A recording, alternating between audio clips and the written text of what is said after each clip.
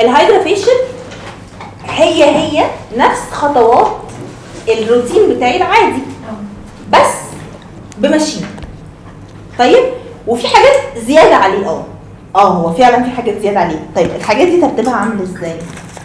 دلوقتي انا اول خطوه عندي في الكلينزنج عموما هي ايه؟ غسول. طيب عشان اختار غسول مناسب، هل هينفع اجيب في الكلينيك 3-4 انواع غسول لكل نوع بشره، ولا ينفع اجيب نوع واحد مناسب للكل؟ ينفع اجيب نوع واحد مناسب للكل. نجيب 2 طيب، واحد للدهنيه وواحد كلنا هنجيب 2 ولا هنجيب واحد؟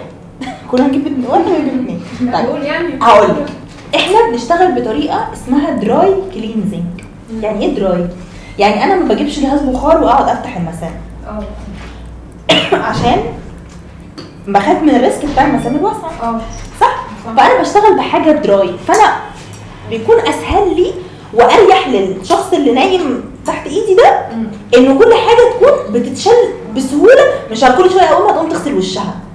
لانه برضو احنا هي كلينيك مش بيوتي سنتر. تمام. طيب فاسهل شكل غسول اقدر استخدمه على الوش هو ايه؟ الفوم.